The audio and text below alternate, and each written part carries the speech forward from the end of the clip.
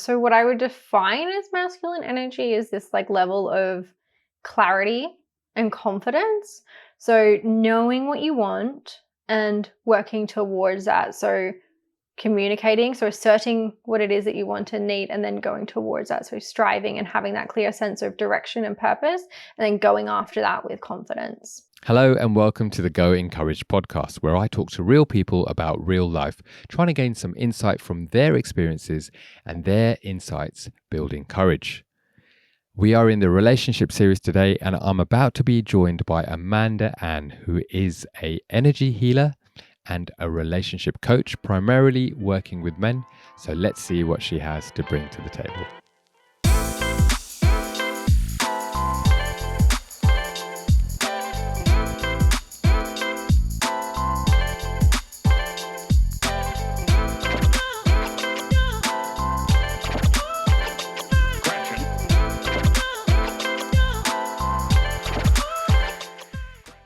Hi, Amanda. Welcome to the Go Encouraged podcast. How are you doing today? Hey, Rex. I'm great. Thank you. Thank you so much for having me on. Yeah, I'm really excited. Can you tell us where you're at? What time is it there? What's going on? Yeah, so I'm in Gold Coast in Australia. It's now 8:20 in the morning and it is a hot day. 35 degrees today, so it's warm. Nice. And you guys go by Celsius as well, so that's a nice conversion for us. Yes, like that's non-conversion, easy. I should say. Yes.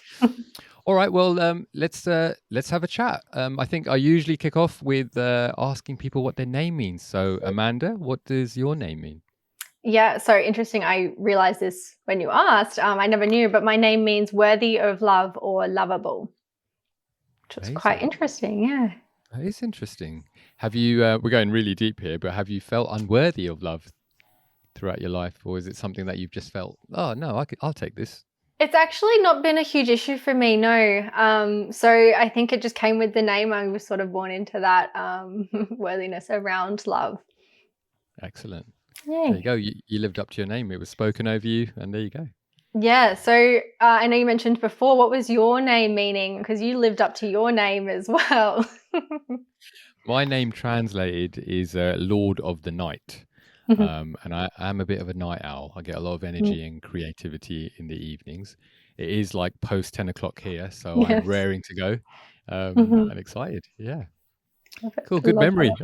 Yes. So can you tell us a little bit about where you're from? Did you grow up where you are now? Did you grow up somewhere else? What was your family dynamics like? Just give us a little taste of Amanda growing up. Yeah, so I grew up in Cairns, which is North Queensland in Australia, known for the Great Barrier Reef. So that was, that was an interesting place to grow up. There was definitely some pros, some cons. My family dynamic, I've got 2 siblings. So I have an actual twin sister. We're identical twins. And I have a brother who's slightly older. So we were all around the same age group, which made it really, really fun. Both of my parents are doctors. So they were out early. My mum went back to work when we were 11 months old. So most of the time you'd find us with a nanny learning or causing trouble. Us 3 were not the best children in some sort of way, but yeah, no, that was sort of the dynamic. And then parents split up at 7 and we sort of moved away from Cairns when that happened. Okay. All right. So because you were worthy of being loved, right? There was no consequence, right? You could just be as naughty as you want. Is that what you're saying? Yeah, sort of, something like that. You get away with a lot when your name means that. There you go. Could you mind me asking what your sister's name is? Yeah, my sister's name is Cindy. Oh, I wonder what that means. Do you want me to check? I can. No, it's cool. So twins, did you play on that? Identicals as well? That's amazing. Yeah, we did. A couple times. My parents were always wanting us to be separate in terms of like school and classes, which was really good because we didn't develop a level of dependence on each other. So now actually she lives away from me in Melbourne. She's studying to be a doctor. So that worked out really well.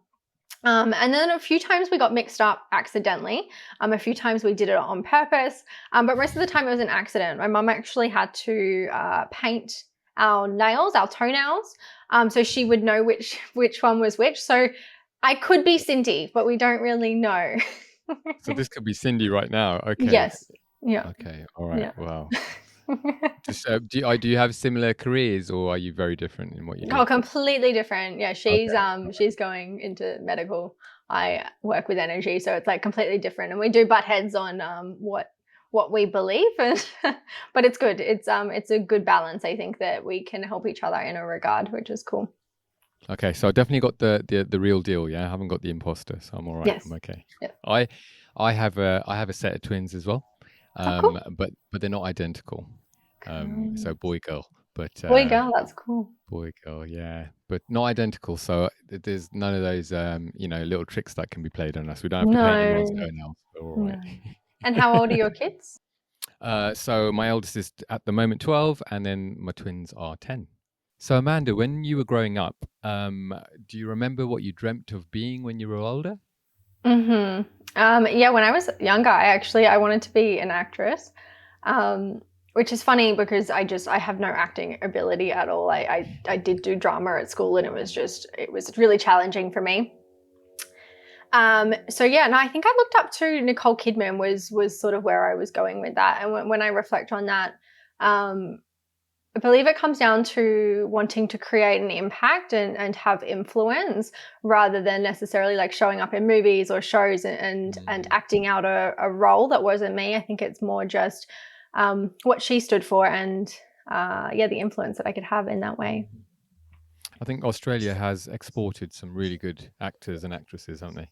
Some big names. Yeah, yeah. Margot Robbie, actually, we went to the same school. Really? Yeah, she won the drama award. So she was quite above me. I think I was entering high school in grade 8 as she was finishing. So we were 5 or Mhm. so years apart. But yeah, she was the last one to win the drama award at my school, which makes sense. Which makes sense, right? It makes sense, yeah. What do you Yeah. actually do now? Yeah, so I am an energy healer now.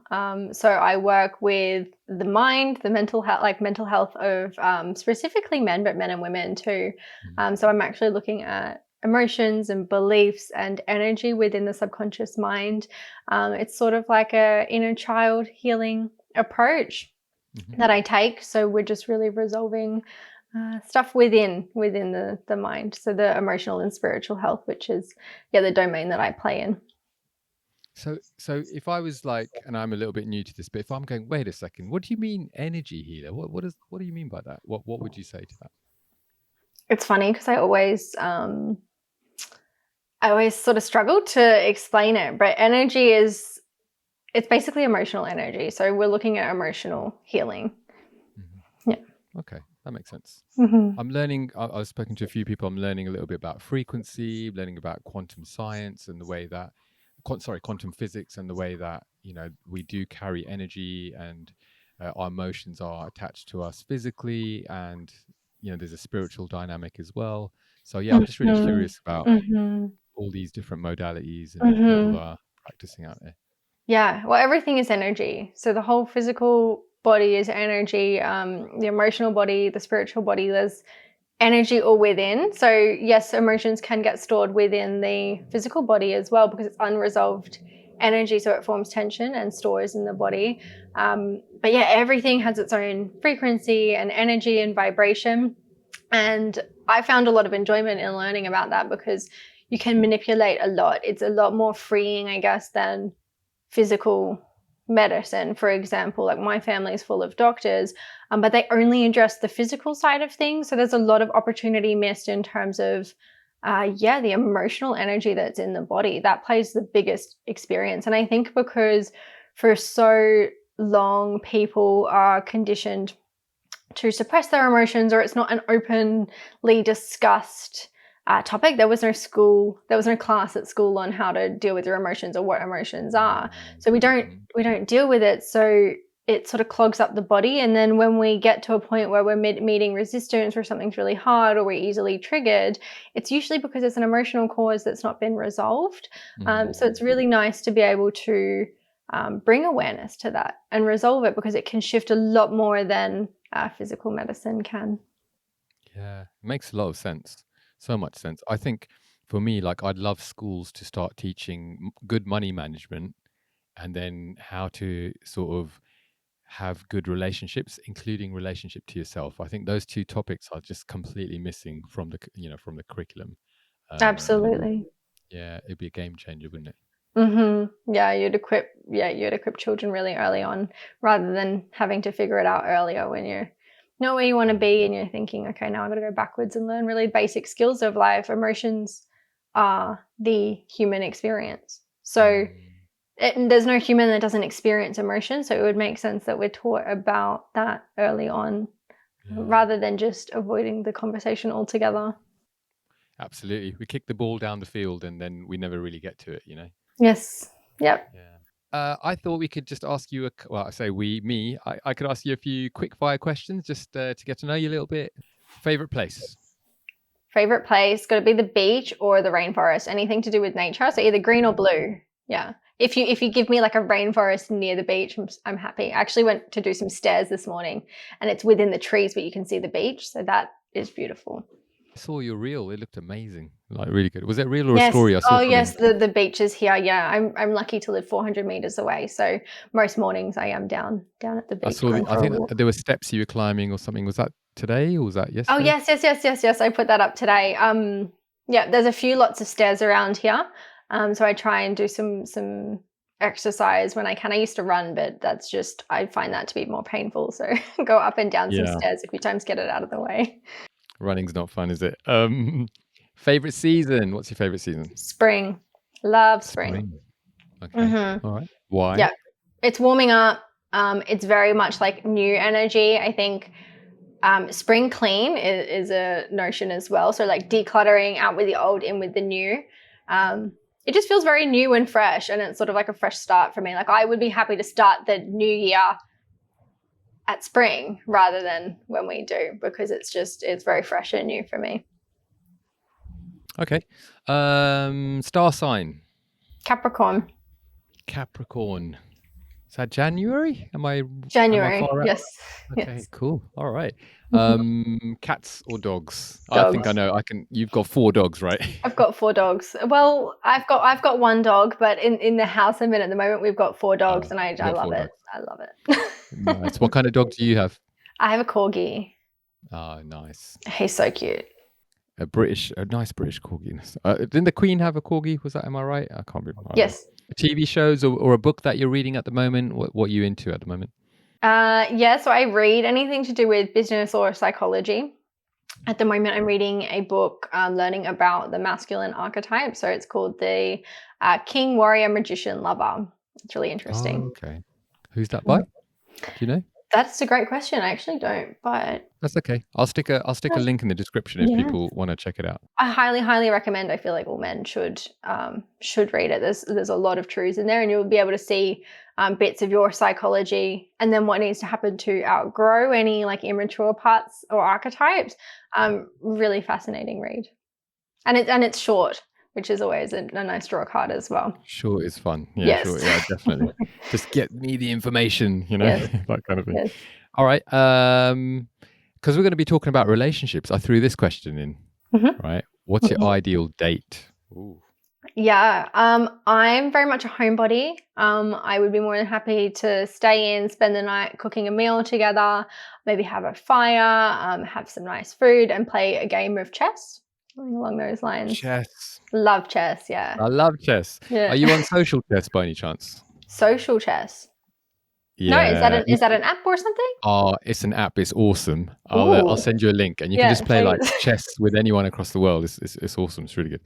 All right. Yes. Let's dig a little bit deeper. So, Sure. are you spiritual? I know we've touched on energy healing a little bit. Do you believe in God or a higher power? Yeah, absolutely. So I never used to, which is interesting. And then I've learned through the energy work that I've done to see a bigger connection. So the work that I actually do is working with that like universal energy, so creation energy or creator or God, and it's accessible to everyone. So absolutely, I do believe in God. I believe that we're here for a reason. I believe that everything happens for a reason. That there's a greater plan. Yeah, and that's the power that I guess I use in my healings.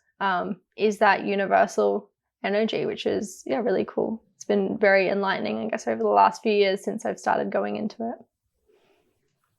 And is that, if you don't mind me asking, is that kind of a shared value with your community, with your maybe family, or is it something that you've kind of discovered on your own? Yeah, something that I've discovered on my own. My family don't really have any spiritual beliefs. We actually grew up atheist. I guess we were just not really religious. We did go to Catholic or Christian schools, but there was never really a connect there. So yeah, that's something that I guess I've learned on my own. And sometimes they look at me like I have two heads when I'm talking about this stuff. But I think it's always nice to bring in a different level of perspective.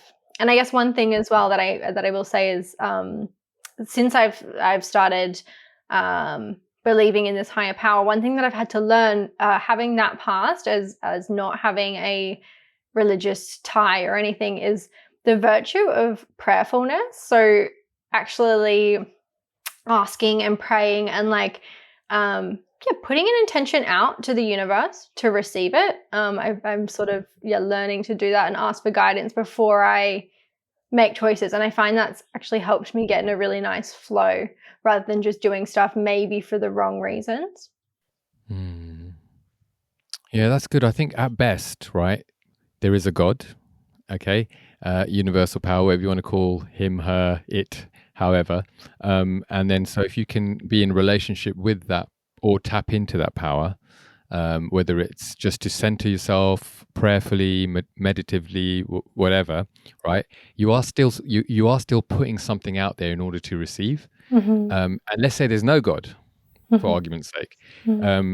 It's still studies have shown that when you affirm, when you kind of declare things, you're actually speaking to yourself in order to be able to move forward. So it's kind of like a win-win, whichever way you look at it. It's a positive to be able to move forward. Absolutely. It's like making a choice. And if you spend time praying, even if you don't believe in God, then you've got the benefit of mindfulness as well. So yeah, for sure. Cool. All right. Are you a make things happen sort of person, or do you prefer to see what happens and go with the flow? I make things happen. I'll make things happen to the extent of what I can control, and then I'll sit back and see what happens from there. So I'll be the cause and then wait for the effect usually. Nice. Cause and effect. I like that. Yeah. Have you taken the love languages test? I did last night. So I thought I knew my love languages, but actually my first one is quality time, and then my second two tie in at acts of service and physical touch. Yeah. Did you? So you just said there that you discovered it wasn't what you thought it was. What did you think it would be? So I thought that I was words of affirmation, physical touch. I didn't actually know that I had. Words of affirmation and acts of service. But I didn't know that quality time was my number one. But it makes sense when I was answering the questions. I'm like, I just want to hang out and just hang out. Climb some stairs, go to the beach. It's all good. Climb some stairs, play some chess, cook some food. That's what I like. Yeah. All right, excellent. And what's a good compliment that you remember that's been said about you, or said to you even? So as I've started growing my audience on Instagram, I've been getting a little bit of support, and someone said that they see me as the next Sadia Khan, which was a nice compliment. Oh, okay. So she's a leader in psychology. Yeah, that's right. Yeah, that was a nice compliment. Yeah, that's a great compliment. Yeah. And then flipping it the other way around, what do people, would you say, misunderstand about you?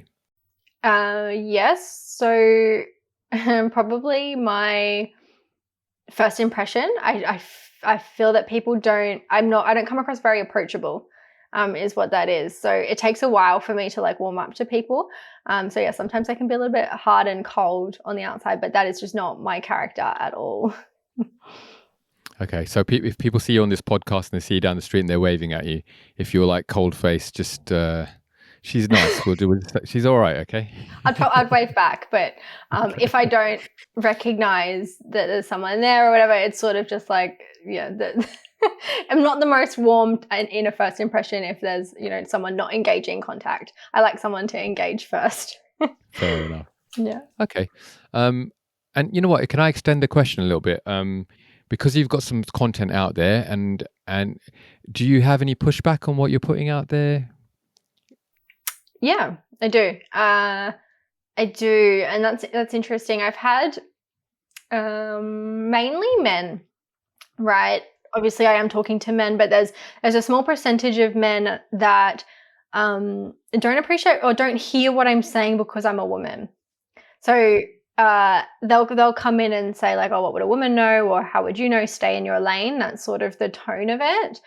So I do feel that it's like a lack of respect almost, that because I'm not a man, they can't take on what I have to say.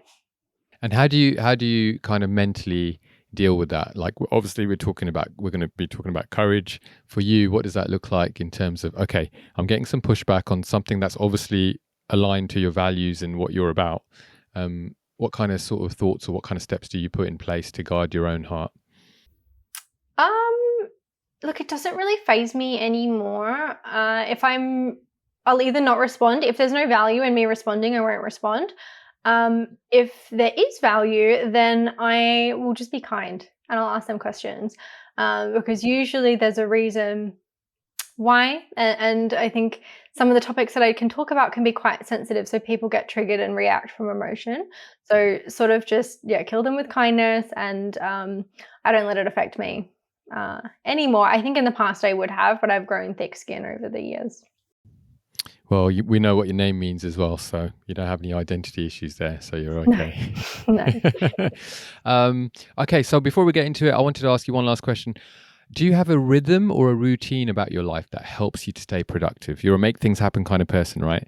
So what do you do to kind of make things happen on a day to Yeah. day? Yep. So my morning routine has actually been really valuable since I started this whole journey. So just putting in time for meditation, always putting in time for journaling. I do energy work on myself in the morning just to make sure that I'm nice and clear. Exercise is a daily non-negotiable. I say daily because I really do try, and I've done like 44 days challenges where I've really gotten into the routine. So at best I'll miss one day. So yeah, always focusing on, I guess, my energetic self, because once I do that, then I'm in the rhythm to perform or to give my best. If I'm missing the meditation or the exercise, I'm not going to be as focused or able to apply. So as long as that's done, the rest just goes. I actually still do work a little bit in digital marketing. So I have the discipline, I guess, to work every day and be at my computer and be making things happen. So I find that that's not the challenge for me. The challenge is just getting in the right headspace, getting really clear and focused, and then managing time as well to get stuff done. And so do you kind of ensure that happens before you start your day, or does it vary day to day? One or the other happens before I start the day. So, um, yeah, usually I'm still building it, whether I do meditation or exercise first. Because sometimes if I'm going down to the beach, I'll just get up and go at 5:30.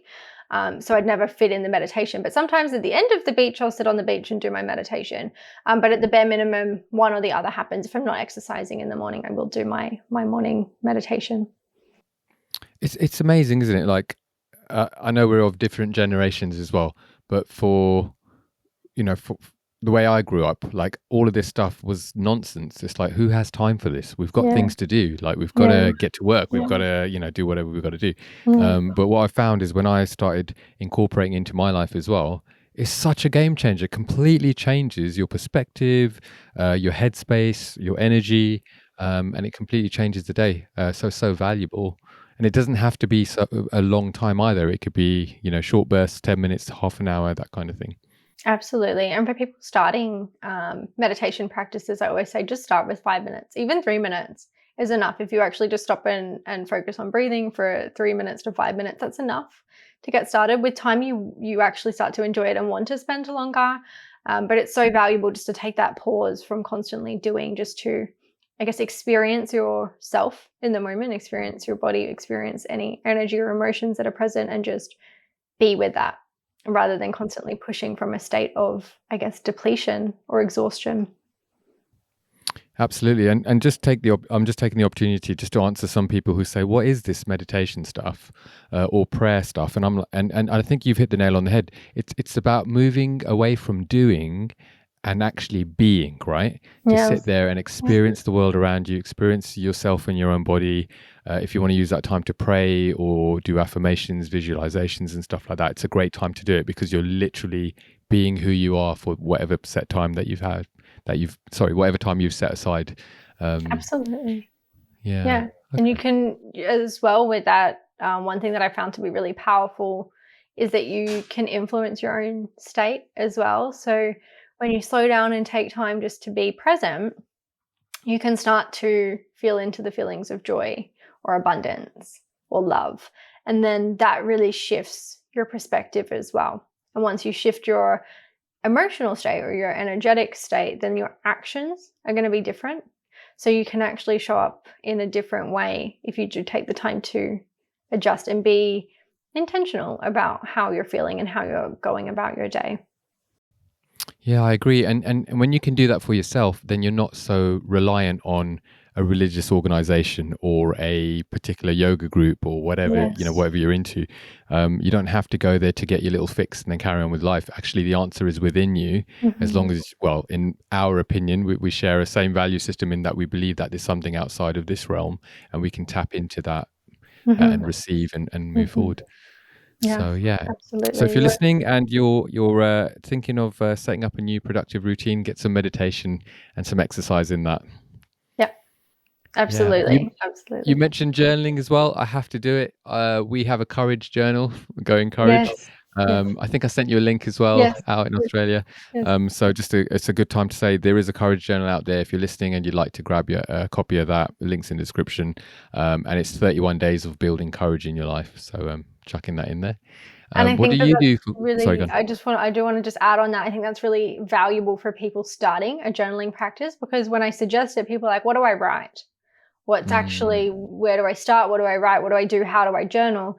Well, having questions is so powerful, because if you ask the question and then you just write, you're going to come up with the answer. Your subconscious mind is going to get you the answer. So yeah, just having questions I think is so powerful. So I do love what you've created there. Thank you. Appreciate that. And I agree. I think it's when you're in your day to day and you're not used to doing this, it's really hard to kind of journal about anything because you just don't know where to start. All right. So, courage. I was hoping, and please bring in expertise, your own experience, anything that you think into all of these questions. But we are in the relationship series. Yes. And we are going to be talking, well, we're going to be aiming at men. It doesn't mean women can't relate to what you're going to be speaking about today. But I would just love my male audience to kind of get some value from, some of your experiences and what you have to put out there. So question number 1, how important is courage in relationships? I think it is the backbone of relationships, because it takes courage to, I guess, from not being in a relationship to put yourself out there to meet new people. It takes courage when you're in a relationship to vocalize things that are maybe bothering you, to speak up and set boundaries. That's not always easy. That does take courage. So yeah, really putting yourself out there, and then I guess putting yourself forward in a relationship.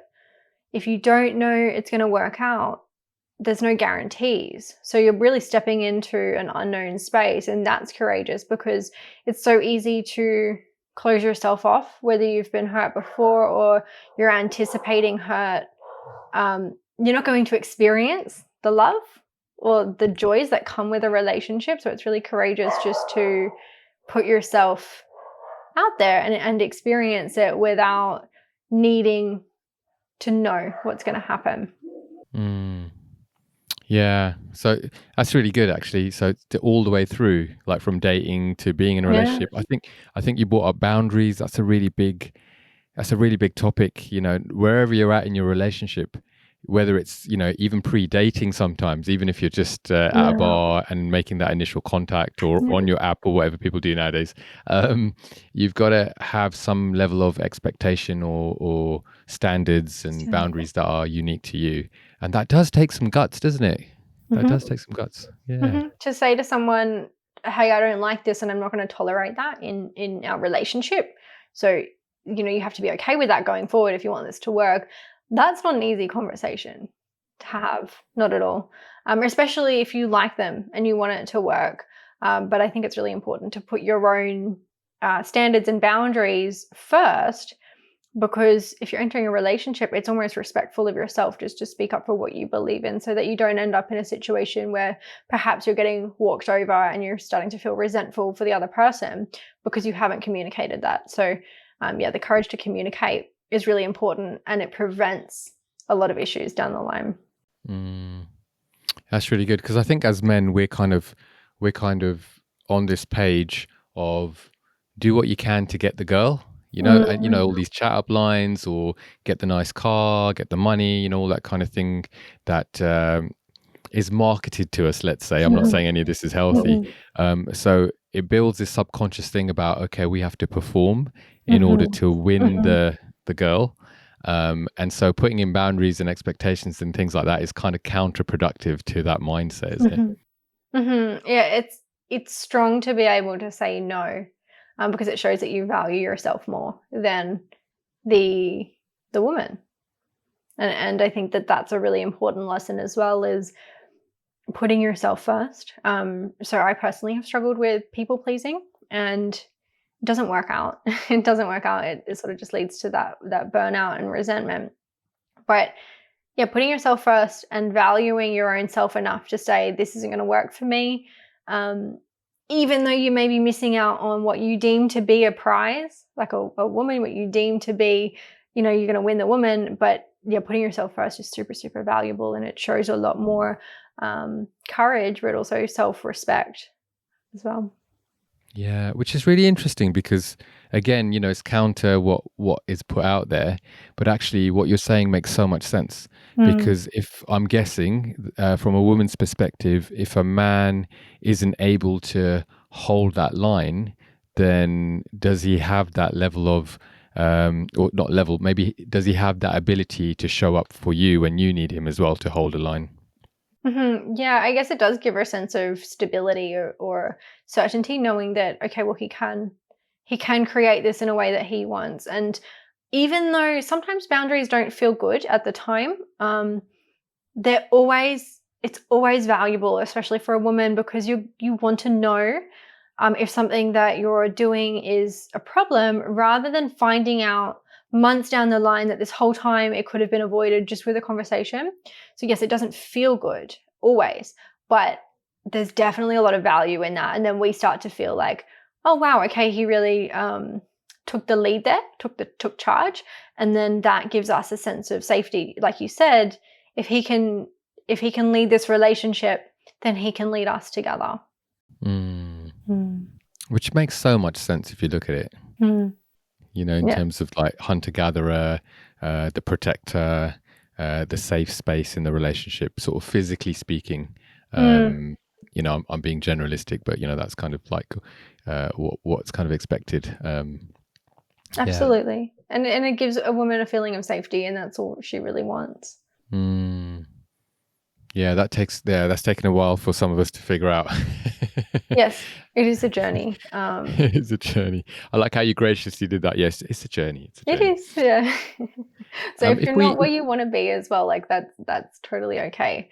I think that it's really important to acknowledge that everyone is on a different pathway, and they can be at different stages in their journey. So one thing as well is not comparing with someone else. It's like we're not taught this, so be compassionate with yourself. And if you don't know something, then that's okay. Be compassionate with yourself, but also be firm in that, okay, well, I'm going to learn that because I know that that's good for me. So yeah, instead of the opposite, which I guess would be beating yourself up for not being where you want to be.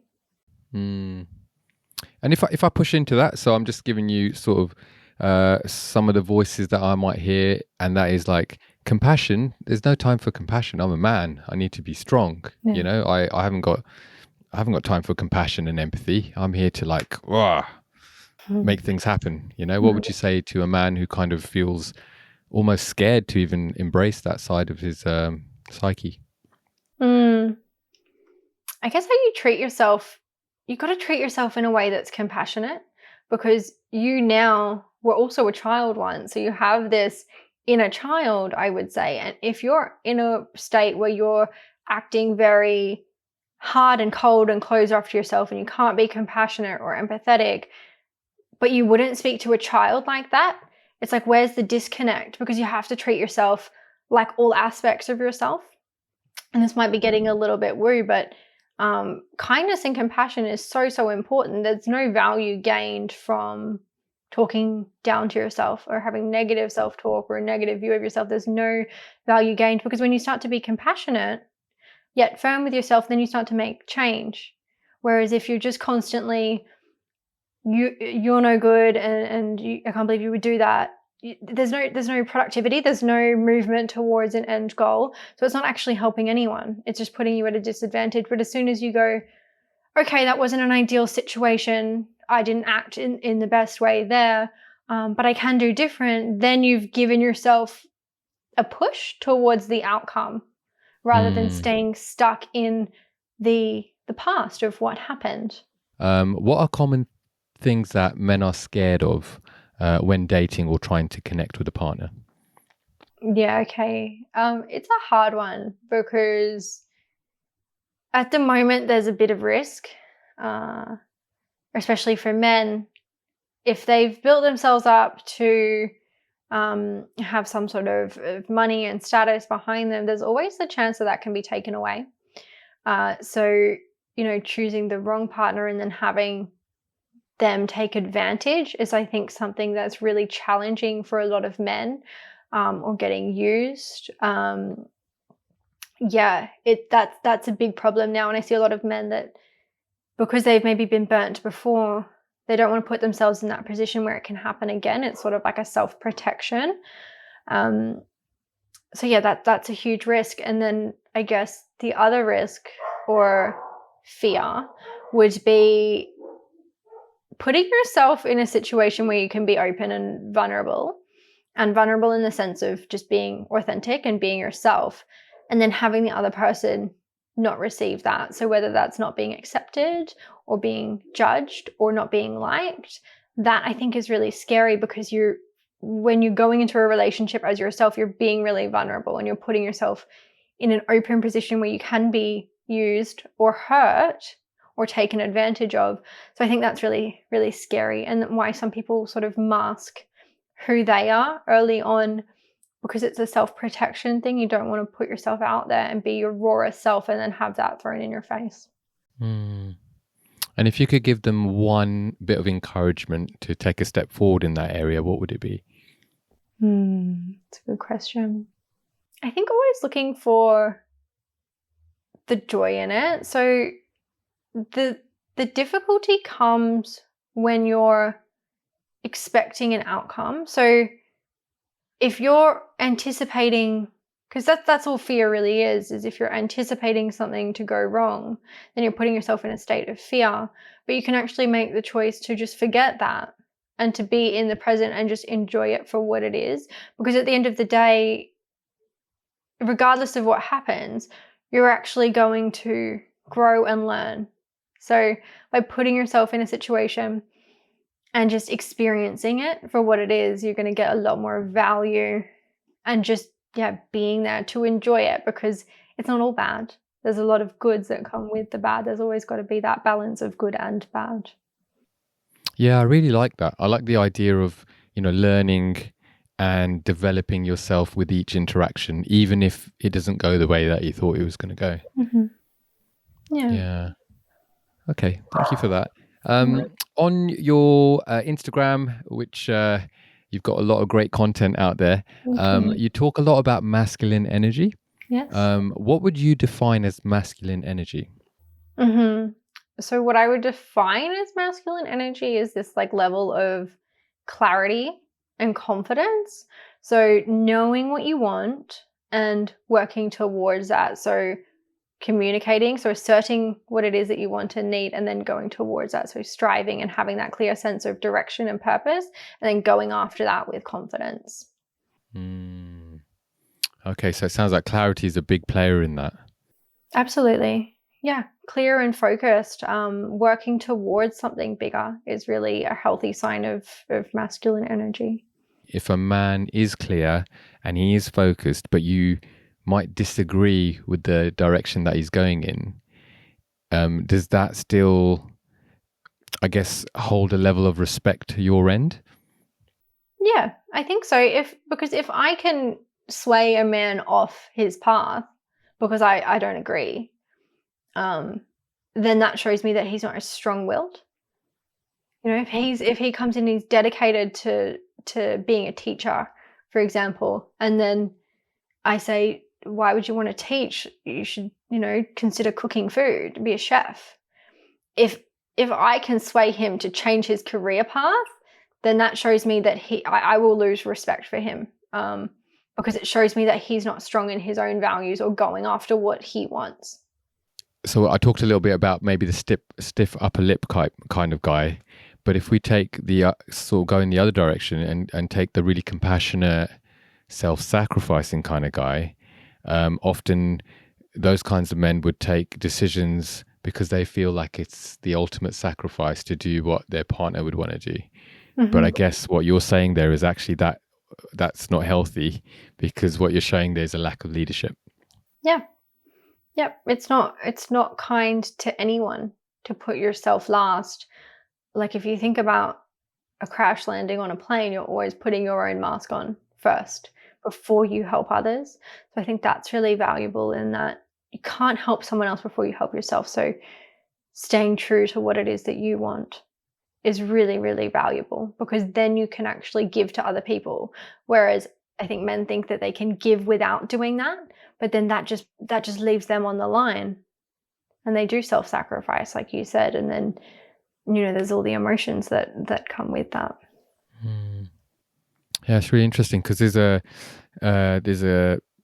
saying in the Christian world, which is to love your neighbor as yourself. And so everyone wants to love their neighbor, right? But then you forget you've got to learn how to love yourself in order to love your neighbor, because the idea is to overflow that love as opposed to give from a place of lack, So it kind of ties in with what you're saying there. It's a really nice way to put it. Yeah. Yeah. Okay. What foundational values would you advise women to look for in a man? So I guess now we're talking about green flags as opposed to red flags. Yeah, so I guess we've already touched on them a little bit, but he's working towards being his best. So he's striving in terms of health or career, but he's always sort of working towards something that's a major green flag. I guess the opposite of that, a red flag, would be just stagnancy and like, it's fine where I'm at, and not having that desire for growth. I think that's really powerful because it's going to keep him moving. Again, confidence in communication. So being willing and able to have hard conversations now to avoid difficulty later is a really big green flag, because it shows, again, the same level of masculine energy, that he would rather solve problems than sweep them under the rug and hope for the best. And that, I guess, comes into that stagnancy, or what I like to call passivity, when you're just sitting back and allowing everything to happen when you're being passive. So it's really taking this active role in life and striving, focusing on your health in all areas, physical, emotional, mental, spiritual, your financial health, and just having that level of drive, I think, is really, really valuable for a woman to look for in a man. Yeah, it's really good. And if you're, so I'm thinking about people who are listening who aren't doing that, and they're going, hang on a second, I don't want to stereotype. I've been playing Xbox all day and not doing anything else because life is good. I make my money and that's all I want to do. But now I'm listening to Amanda. Amanda's saying, I should be moving forward, and there are some dreams that I've had, but I've left them on the side for so long. How do we get started? How do we say, okay, right, I'm going to make a start to go in direction? I think it's probably looking forward and getting a clear picture of where you want to be. So where do you want to be in 10 years? And if you're where you're at now in 10 years, are you happy with that? I think getting really honest with yourself and seeing what the end goal is, and then knowing what you value sort of as the rules to get there is really, really important. Because if you value love and connection and healthy relationships, but you choose Xbox over date night, then there's a mismatch. If you're valuing relationships and the quality of your connection with your partner, then making that a choice in how you spend your time is really important now, because you're never going to get to that result if you don't spend time working at it. So I guess having the roadmap to that. I do have I actually don't know if it's okay just to have a little promotion here, because I did a free Absolutely, course. go for it. Yeah. It's completely free, but I did a course from passive to purposeful, because I think it's really valuable that men have this level of clarity when they're not confused about what it is. And I would highly recommend that, just to get clear in terms of, we're looking at what's the end goal, having a clear vision for your life, then looking at the values that are going to guide you to get to that end goal, and then just being really raw and honest on where is it not adding up and working there. So I would just suggest sit down and just be honest with yourself and see where you can improve, and then actually make a plan to implement and improve that. And I think that takes courage, inner courage, to say, look, I'm going to be honest. Let's just put it on the line, because I think if you go forth with lies, even if you're lying to yourself, you're actually not going to get the growth that you desire. Whereas if you can just be like, yeah, I do X, Y, Z, or I don't do X, Y, Z, and I need to move forward. What was it called? Sorry, and I'll put a link in the description below as well. Yeah, so from passive to purposeful. Excellent. So it's a free course, and it's just the 30-minute video. Probably once you're pausing it and doing the exercises, it might take an hour, but I've had some really good feedback on just the level of clarity that people are gaining. So if you're not quite sure, it's really nice just to nut that out and have a clear plan, a clear action plan to get to where you want to go, to get to that vision. Excellent. Cool.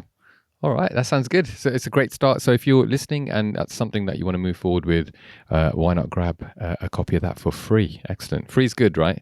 Free's great. Are we sending mixed messages to men? What do you think's going wrong? That's a loaded question. Yeah, we are. There's mixed messages all around, men and women. But I think the mixed message to men is, and it comes in with the rise of feminism culture, and I don't mean that to view feminism differently, but these women that really want to do everything on their own, and it's sort of like a level of hyper independence of, I can do it. It turns into, we don't need men. So that I believe is a core message that's gone out of, we don't need men. We can do it on our own, which is so damaging, because when men start to believe that, they lose their value.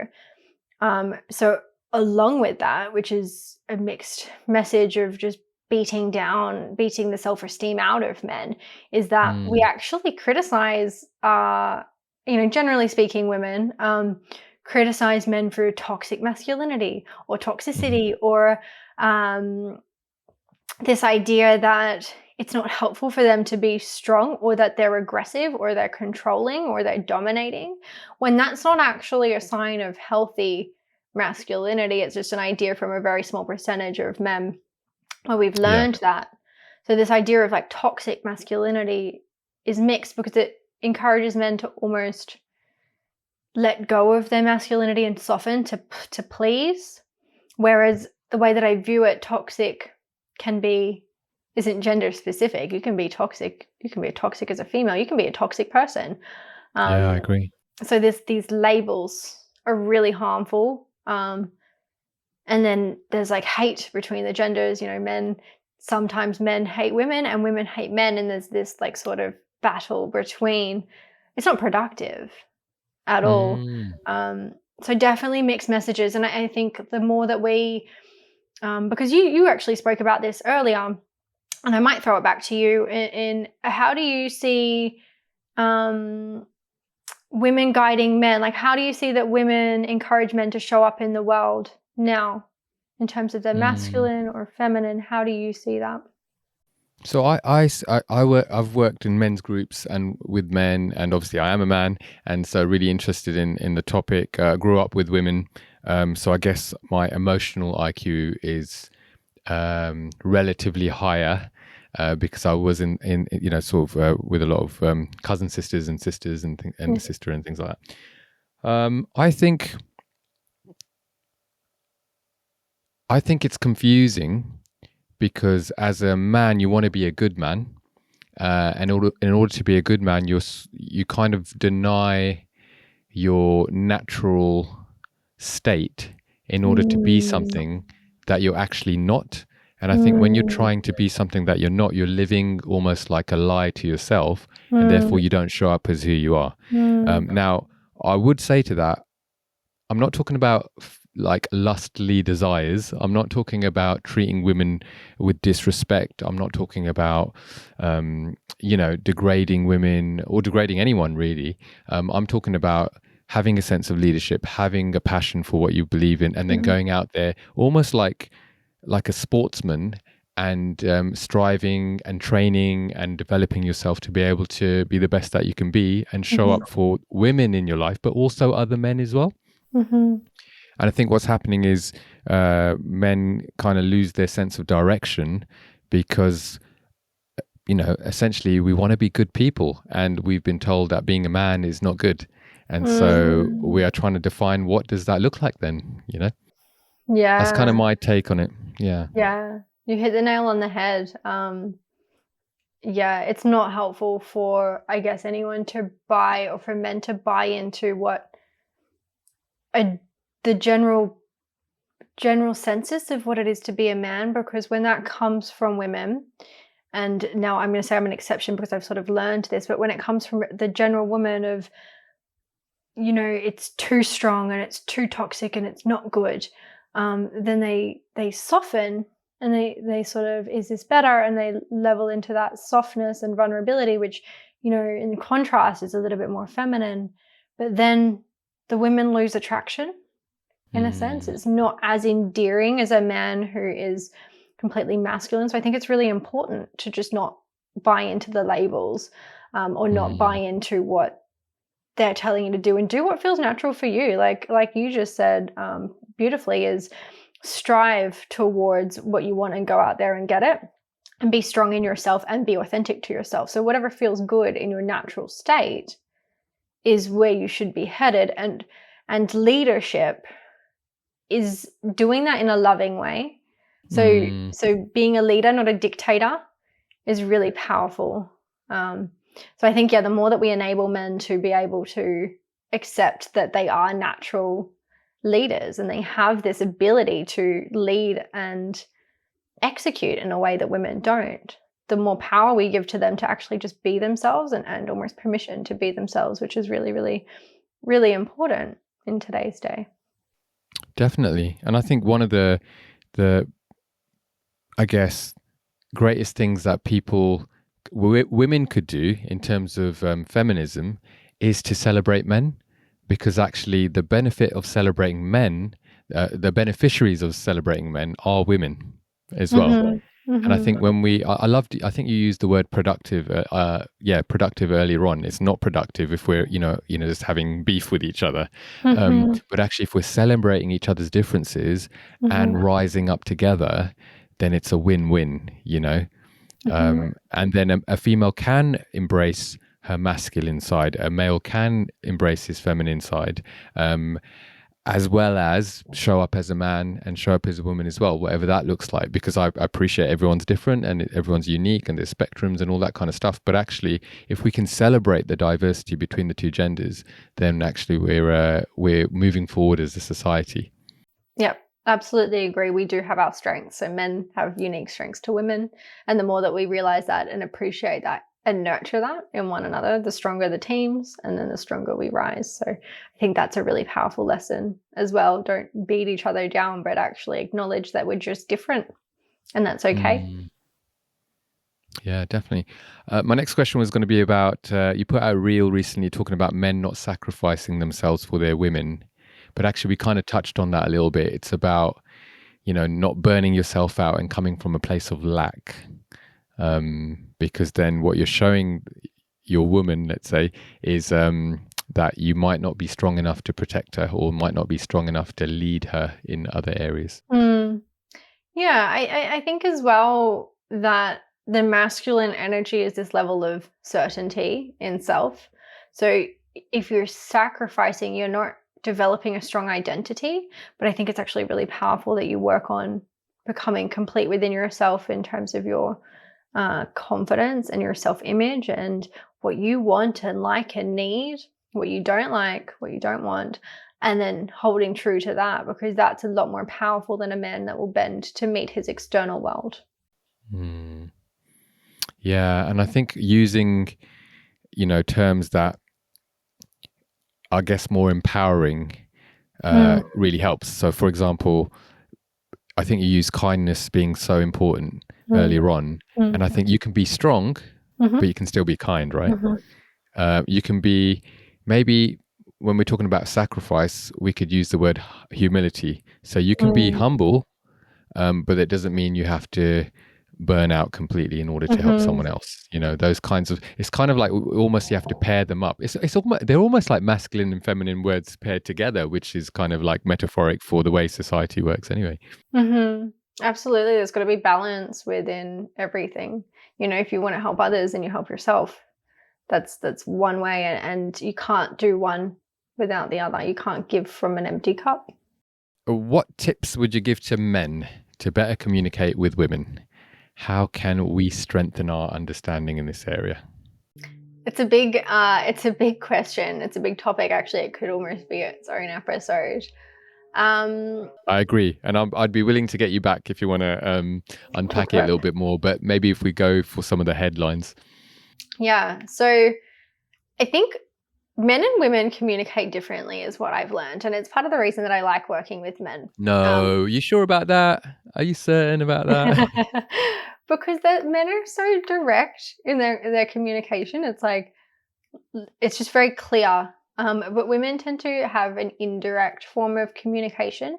Now, when you're communicating with a woman, uh, you're looking for what's underneath the words. So a woman's always going to prefer empathy than Hmm. you analyzing her words. So it's not necessarily what she said, but it's the emotion underneath what she's saying. So I think that developing emotional intelligence, emotional Hmm. awareness is so, so important, because you're not getting a clear-cut version of what she means.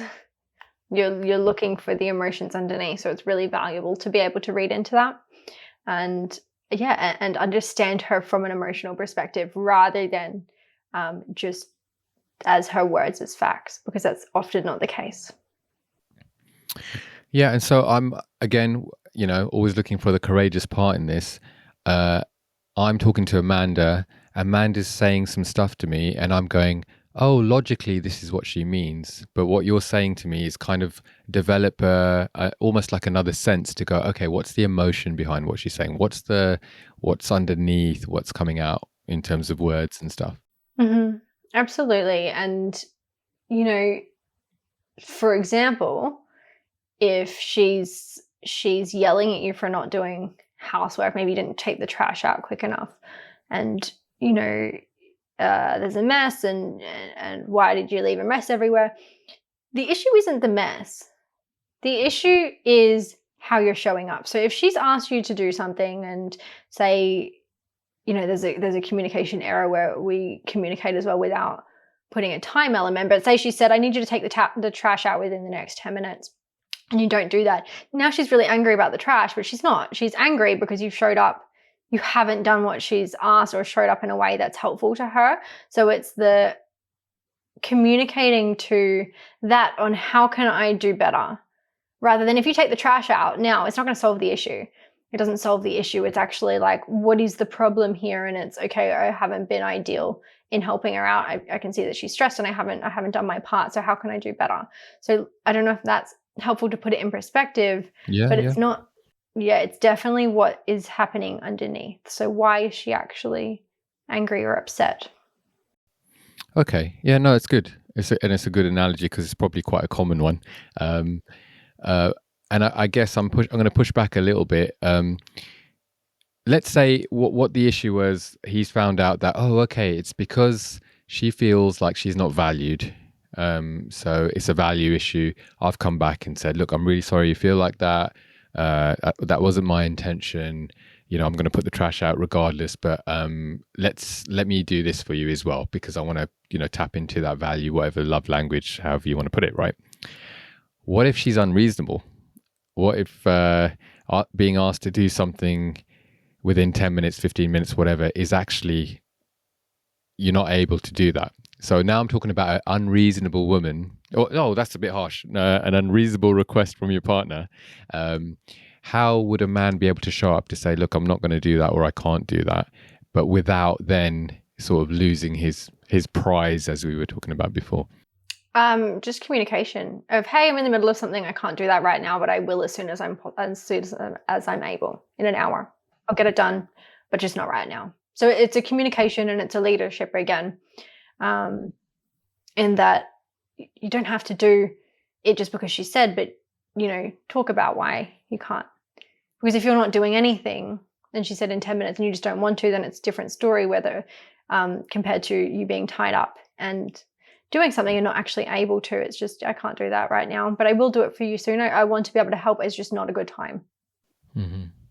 Okay, that's great, because then that gives some words to guys listening, but it also ties in with what you were saying. It's about clarity, isn't it? That masculine energy to just be clear, and take some ownership, as opposed to ducking away from it or being passive aggressive about whatever the emotion is underneath. Yeah, you're not going to duck out. So you're not going to duck out when it's time to take the trash out, so you don't have to take out the trash. You're just going to say, I'm not able to do that right now.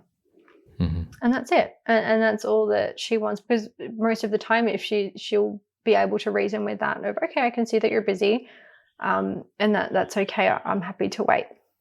Mm-hmm. Okay, cool.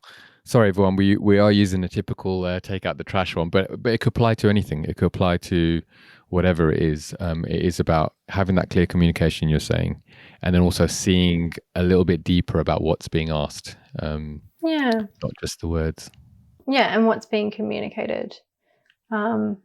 I guess, for example, last night I was with my mum and her partner, and my mum's pretty bad for the indirect communication. And Right. she was making a salad, and she said to her partner, "Oh, where are those olives that we bought?" And he's like, "I don't know, in the fridge." And I said, "No, Neil, that was a request to get the olives. She's asked you indirectly to get the olives. She's busy making a salad. Where are they? Maybe you could go get them." And he's like, "Why didn't she just ask?" But yeah, you have to read deeper than what's actually being said, because it doesn't matter to her in that moment whether they're in that fridge or on the counter. What matters is whether she has them for the salad or not. Yeah, it makes so much sense.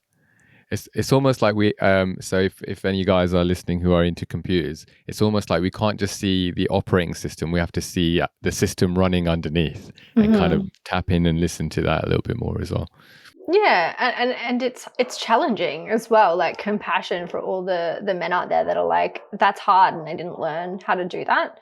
I think one way that you can develop that empathy is by working on your own emotional awareness. So like we spoke about before, is taking time to slow down and, okay, what am I feeling in this moment, and starting to become really aware of what emotions feel like what, and just having awareness of what's going on under the surface. It doesn't mean you need to be super expressive of your emotions, but just know what's going on.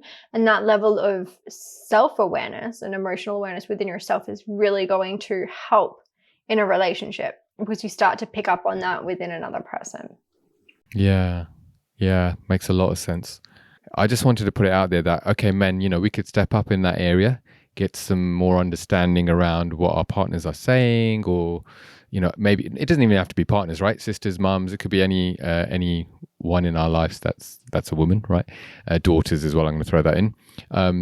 But I can hear myself as a man, and other voices as well, probably saying, yeah, but then why doesn't she just say what she means? Surely that's on her, right? And so you can correct me if you have a different opinion, but I would say, yeah, that is on her to communicate better. It is on her not to be passive in her communication, but you can't control another person. You can't make her communicate in that way. She's going to have to go through that journey and do that. But what we can do on our side is look deeper and do that work, hoping that she'll do the work on her side as well, and then you're both growing. Yes, I absolutely agree. I think as well you can almost take the lead in that sense of asking for more clear communication. So, you know, I feel really confused when you say something but you don't mean it. I'm not sure what you actually want because you can't be upset with me when I have misheard. So it would be really appreciated if you just tell me clearly what it is that you want. And just having that boundary or a standard, she's not going to be perfect, but it just gets her to think about how she's communicating. So then she's on board now with, okay, I want to make this easy for him. How can I say it in a way that he's going to get? And I think if you both have the goal of being a better partner, then that is completely reasonable. Of, okay, I want to make sure that he's enjoying being in a relationship with me. So I want to work on my communication. But also just, yeah, having the guidance of like, and I think this is courageous as well of a man to be able to say, you're not doing this, you're not doing very well in this area, and I think that you could improve. It's a hard conversation, but that is going to be valued for both partners. We did speak about that earlier. But just saying like, hey, this hasn't been good and I need it to be better because it's not working for me. Given that, you both have the value of growing the relationship and being good partners, that is always going to be a valuable conversation to have. Mm. And I can put some links in the description of where to get bulletproof vest, guys, if that's what you want in terms of going into that courageously. No, I'm joking, but it's true. It does take courage. It takes a lot of, I guess, leadership. Again, we're talking about to be able to hold that space and have a conversation with respect. I think is the key, and kindness, as opposed to wah, that kind of vibe. Yeah. And, when you meet a woman from a place of a loving energy, it's always going to be received. So if in the communication example, you come at it from a place of, I can't stand the way that you talk to me, I don't know what you're saying, and it's just really not working out, like, do better. It's sort of like almost a blamey thing. Whereas if it comes from a loving place of like, I believe and I feel that you could be better in this sense because it would help me help you. So it comes from a loving place of like, I really want our relationship to be strong as possible. But when you don't communicate in a way that's clear and then I miss it and then you get upset, that's not working for me because I don't see where I've gone wrong. So it comes from a loving place of like, let's work this together rather than you need to do better and it's not on me, because both people always have a responsibility in a relationship to create a result. So given that you're a team, one person will raise it and the other person will, you'll work together as a team to meet it and meet the request. Yeah, great. And that's the key, isn't it? That you are a team. If there is an issue, it's not your issue or your issue, it's our issue. So it's something that, we need to try and resolve in a way that's beneficial for both parties, not just one party. Absolutely. So there's that. You talked a bit about values as well in terms of, it's in my value system to grow and develop, etc., and hers as well.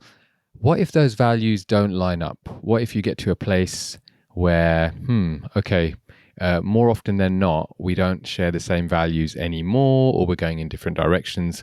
Under what circumstances would you advise men to go their separate ways?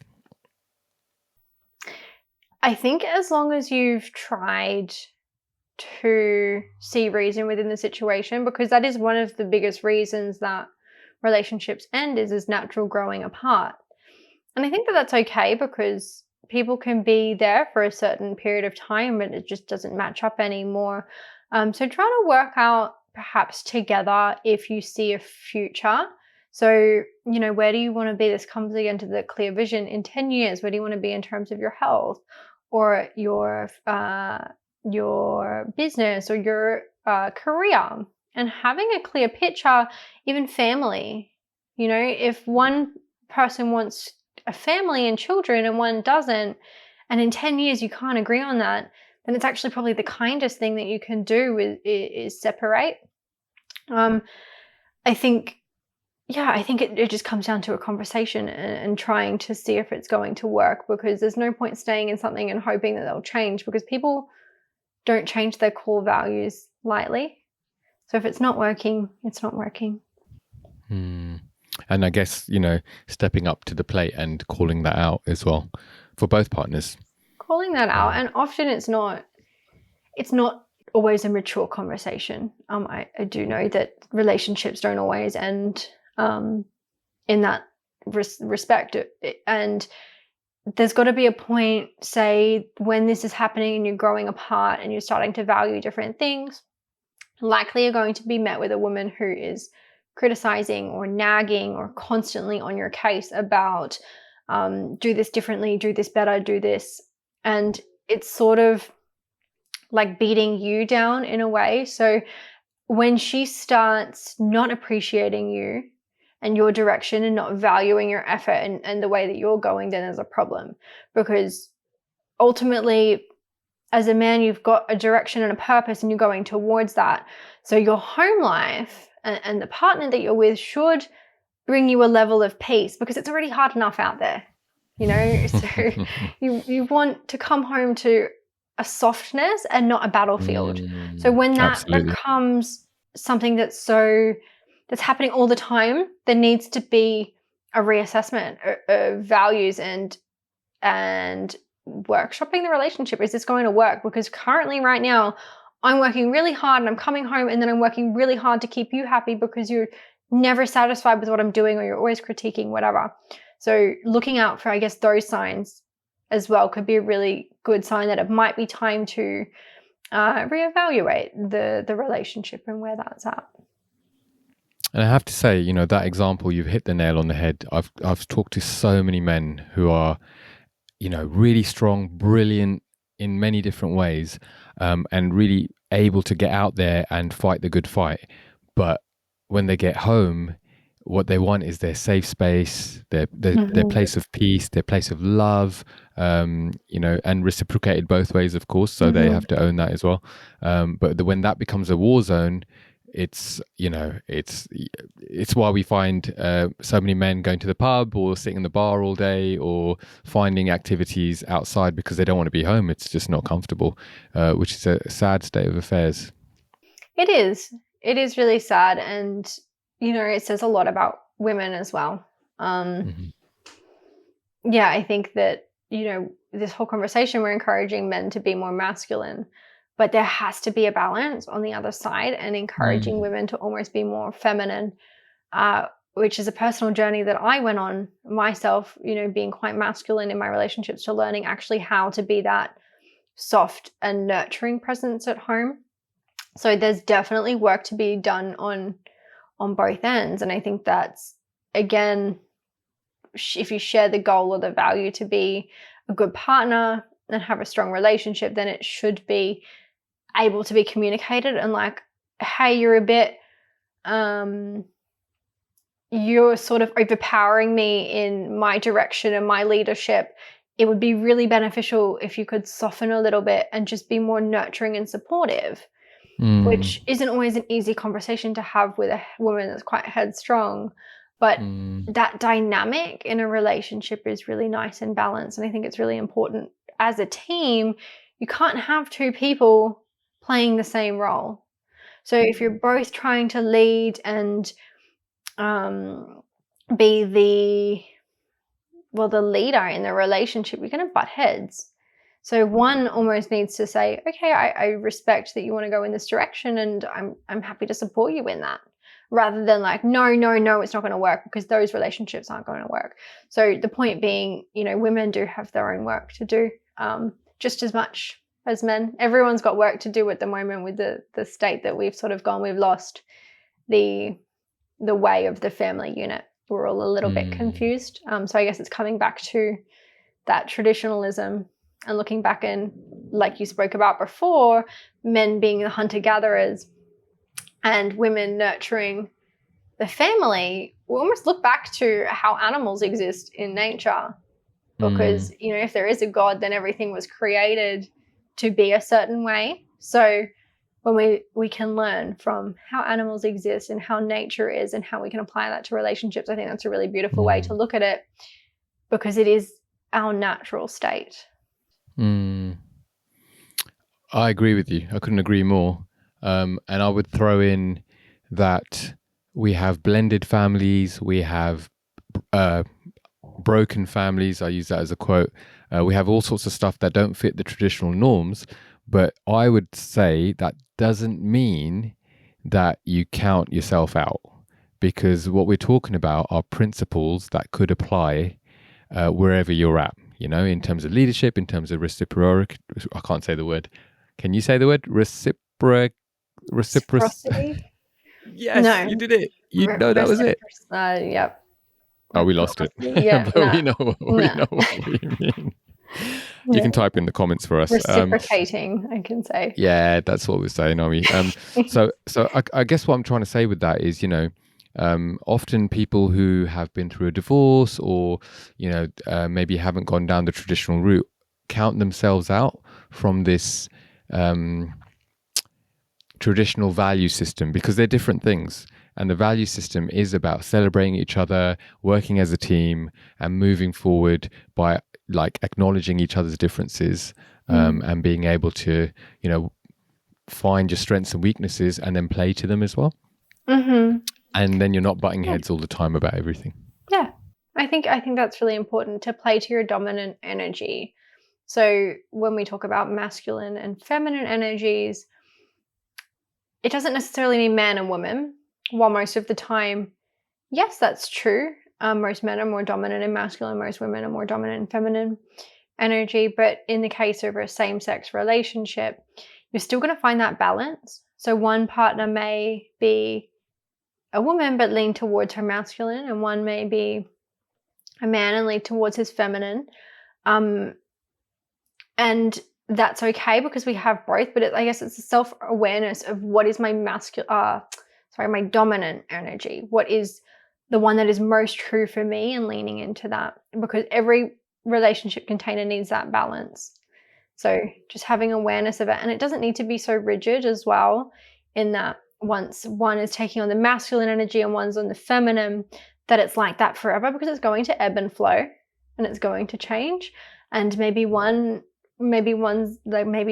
man's had a massive day or week at work, and he's led his team and he's done this, and he wants to come home and just be relaxed and not in charge, and maybe she's going to take the lead in a certain way, and that's okay. Just having awareness of that balance and how it does change, and knowing that that's not how it's going to be forever, but just again coming at each other with compassion of, maybe you don't want to be this soft and nurturing presence all the time, and maybe you do want to make some decisions and drive towards something, so just having that in mind as well, that it's not a rigid expression of how a relationship should be, and it can change and it can suit different scenarios. But in the sense of the traditional relationship, we are very much looking at masculine and feminine. What's really interesting, I think Catherine from a few episodes ago, she was talking about wolf packs, and she was saying how in a wolf pack you have your alpha male, and then what happens is when the alpha male needs downtime, because he's been leading the pack, he has downtime, and then the female becomes the alpha and looks after things, so he can have that space to have his downtime or whatever, and knowing that he doesn't have to worry because it's all been looked after. And so there's a sense of, a transitional kind of dynamic that works really well, knowing that I've got your back and you've got my back. And I thought that was really interesting that wolves do that naturally, because you brought up looking at the animal kingdom for clues and stuff. Yeah, no, that's really powerful. Thank you for sharing that. Because I do think it's so important. It's like, it wouldn't be fair to expect one person to be in their dominant energy all the time. So a wolf leading the pack, he's going to need his downtime. So it's nice that, we can pick up the slack for the partner and maybe that's not the right term, but to help and contribute in a way that's supportive because we want them to be their best. So if we're wanting them to be their best, then we know that the alpha of the pack needs downtime to lead.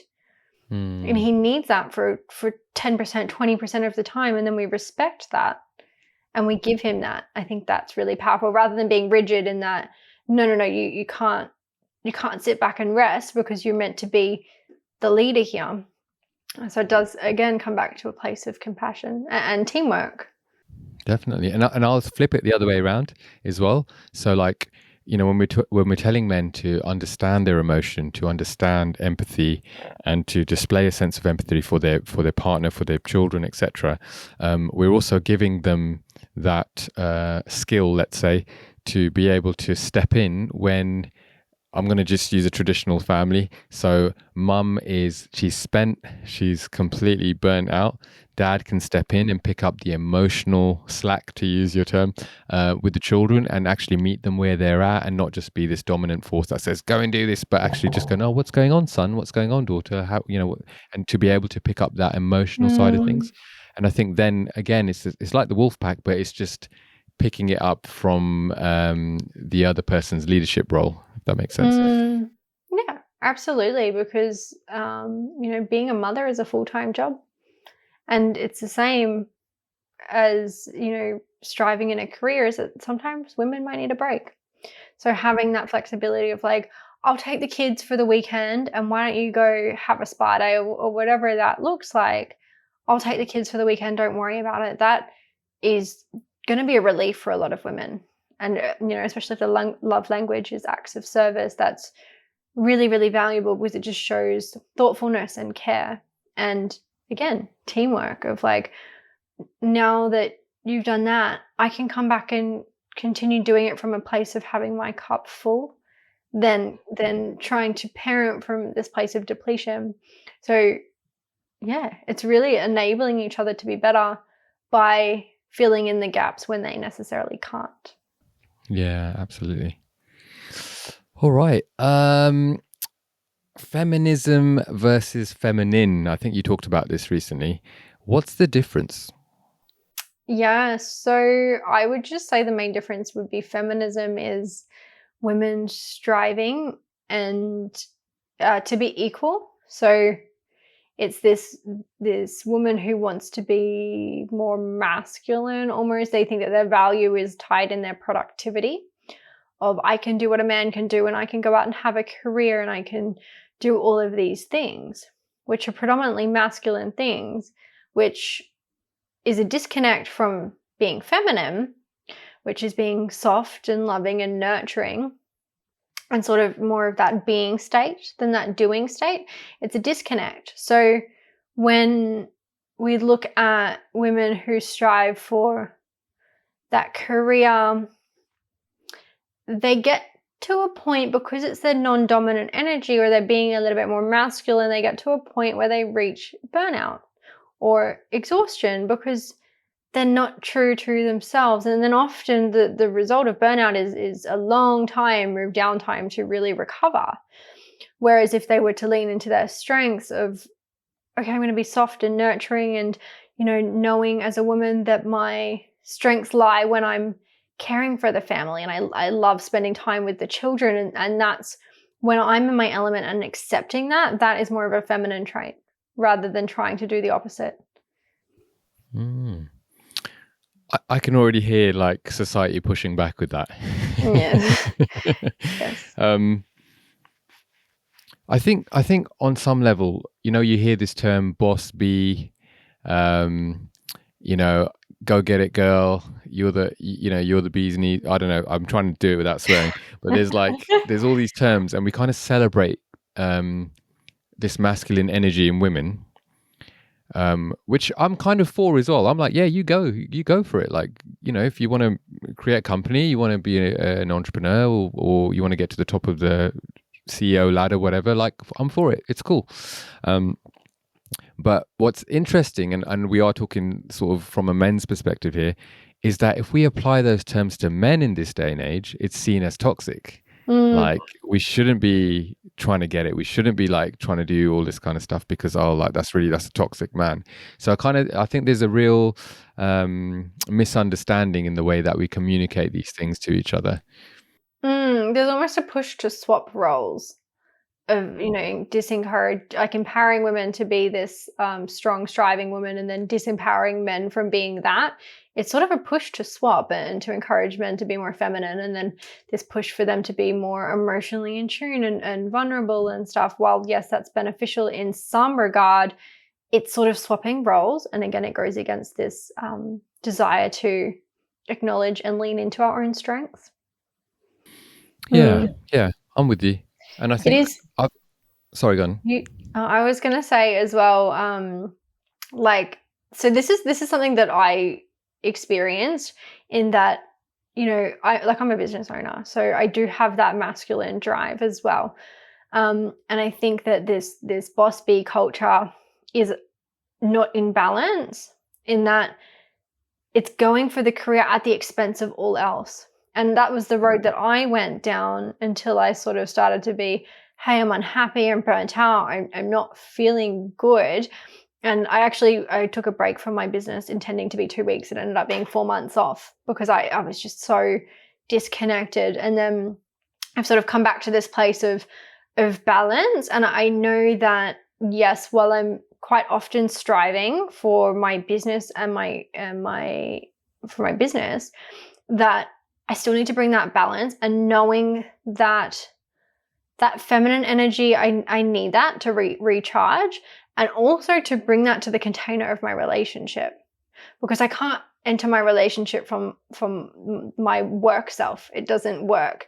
So I have to actually just be mindful of, like, it's actually really nice downtime for me to go and step into that feminine energy and be nurturing and soft, because it recharges me for the work that I do.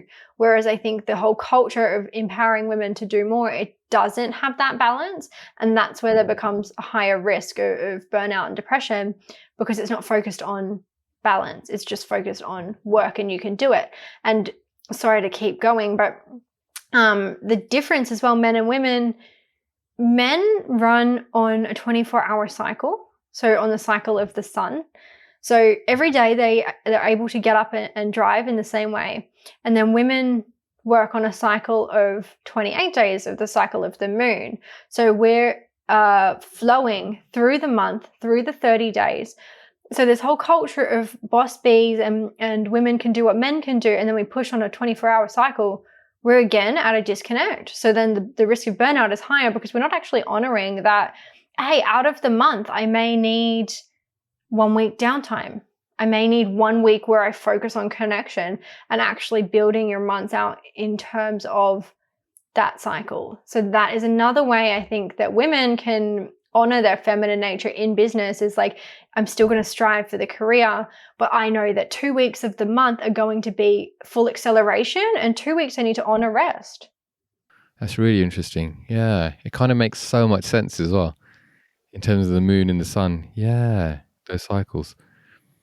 Yeah, and I like what you said about the container of a relationship as well, because you can be whatever you want in life as a woman and a man, right? You can go and do whatever you want, but we're talking about relationships. And once you're in that kind of, I love the word that you use, container there.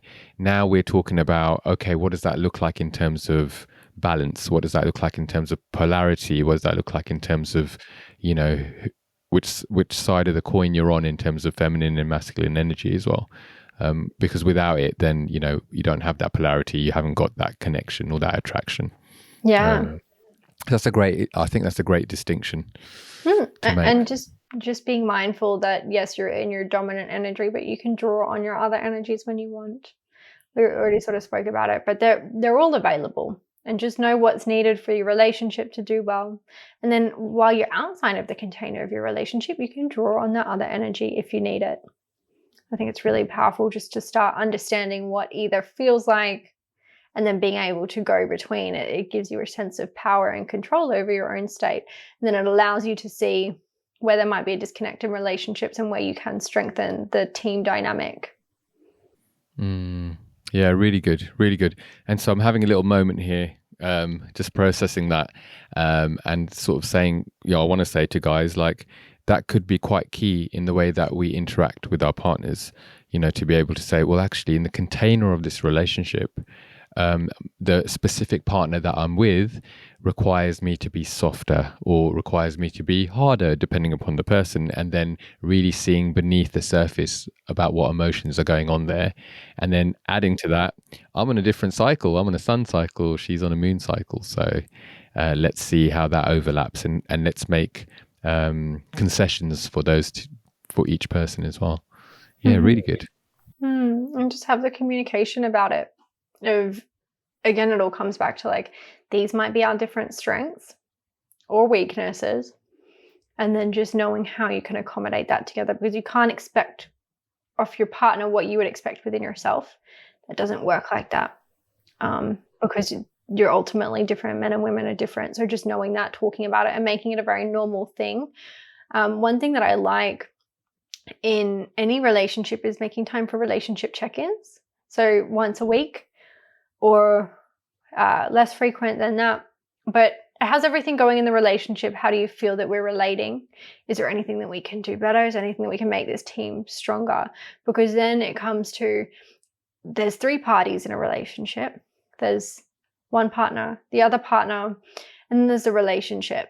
And we can't forget that there is a relationship with 2 people. So it requires that back and forth to create something that's healthy. So it's just having space for that, having communication around that, and just having it as a goal to work on that all the time and improve that.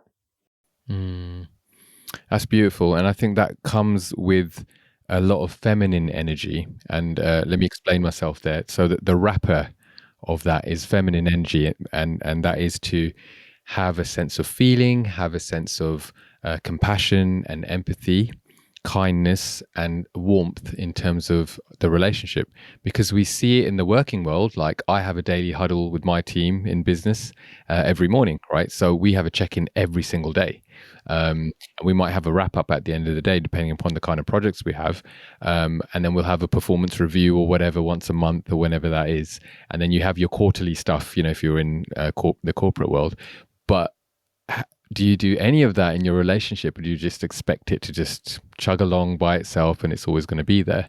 And so it's mind-blowing that people don't do the check-ins or the date nights or the, whatever it is that they need to keep the oil going through the system, That's really powerful. Yeah, is apply how you would in any other thing that you're striving towards, what makes that run, and then apply that to the container of your relationship. I think it's really, really powerful lesson. Brilliant. Well, it's been such a great conversation. I would love to have you back again, and maybe we'll flip it a little bit and we'll talk more on the feminine side of things. That'd be really, really cool. I know today we were kind of like trying to help guys kind of understand a little bit more, and I hope something resonated with you guys. If it did, do get in touch. And just before we talk about how they can get in touch with you, is there any final words that you'd like to put out there to guys who are listening today in order for them to take a step of courage moving forward? Good question. Putting you on the spot. I'm trying to be very clear in my masculine energy. It's great. I honestly think there's nothing that you've got everything to gain by looking within yourself. So start there. Like, if you're wanting a relationship and you're not in one, or you're within a relationship and you want to improve it, it's like, just start with yourself and start to get honest and real, and to have the courage to look within and identify, start to build a relationship with yourself, because that's going to serve you in every single area. That is probably the most important thing that you can do, is just have an awareness and understanding of yourself. And yeah, that would be my message. Okay, that's good. It's powerful. It's really simple. I'm not saying it's easy, but it's really simple and it's powerful. Yeah. Excellent. All right. What was the name of the book that you said at the beginning with the magician and the... Yeah, so it's the Understanding the Masculine Archetypes, the King, Warrior, Magician, Lover. Excellent. So I highly, highly, highly, highly recommend that. Yeah. And then your free resource was called? Passive to Purposeful. Yeah. Excellent. And then lastly, if people wanted to get in touch with you, what would be the best way to get in touch and find out what you're doing and what's coming up in the future? Yeah, so Instagram would be the best way to connect with me. I'm on YouTube, Instagram, Facebook, but I do use Instagram. It's at amandaann.healing, and I'm bringing out some new courses in the new year about masculinity and relationships as well. So, really giving you all the tools to step into your masculine frame, to hold that, and then to create balance and a really strong and happy, healthy relationship. So everything that we've spoken about today, that is in the works and probably almost out by the time that this podcast is released. Excellent. Yeah. All right. Well, you heard it here, guys. You can probably head on over to your Instagram link. Is that the best way to do it? And then there'll be links to everything Yeah. else that you offer. Yeah. Yeah. Fantastic. Well, Amanda, worthy of love. Um, Thanks for coming. I really, really enjoyed our time together today, and I'm looking forward to our next one in the future as well. Yeah. Thank you. Thank you so much. What time is it there now in Australia? 10 o'clock at the moment, 10 a.m. Okay. So you got the day ahead of you. Got the whole day. Yeah. Starting to warm up now. But thank you so much for having me. Been really, really nice to talk about this stuff and to start to normalize it and make an impact. So thank you. I really appreciate you having me on. Excellent. I'm so glad you agreed to come on. And I just want to say, like, it's really interesting to hear from a woman's perspective. It's interesting to hear from someone who's completely the other side of the world as well. Yes. And then I know that, you're passionate about this work. So I really appreciate you coming on and sharing some of your insights and experiences as well. Yay. Thank you so much.